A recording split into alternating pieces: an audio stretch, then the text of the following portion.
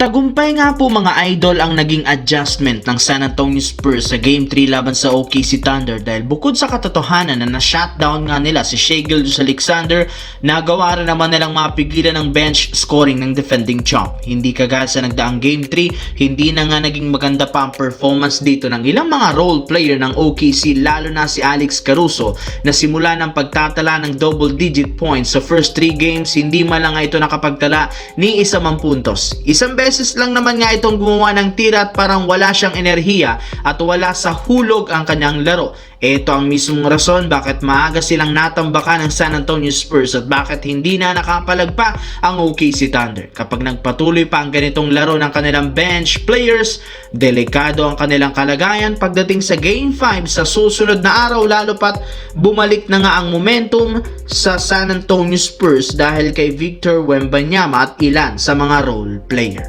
Samantala, dahil nga sa pinapakitang level ng basketball ng San Antonio Spurs at OKC Thunder sa West Finals, may ilang mga analyst ang nagsabi na magiging rivalry nga daw ito sa Western Conference. Walang ibang team na kayang sumabay sa dalawang ito kung pagbabasihan natin ang kasalukuyang lineup ng team sa West. Pero ayon sa ilang mga analyst, maaari nga pong magbago ang ikot ng kompetisyon sa West kung sakaling makuha ng Lakers si Giannis Antetokounmpo sa Milwaukee Bucks sa isang trade.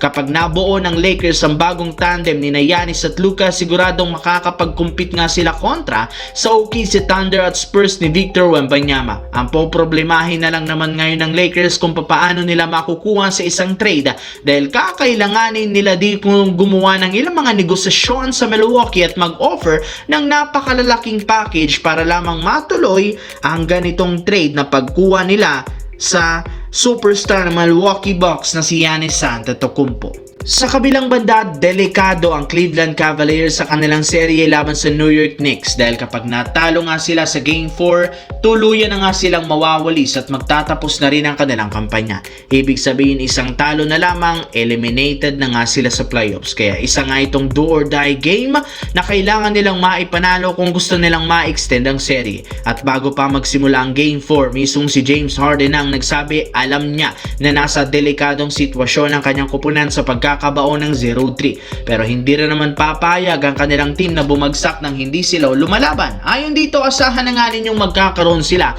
ng sense of urgency pagdating sa Game 4 at susubukan nga nilang makuha agad ang momentum.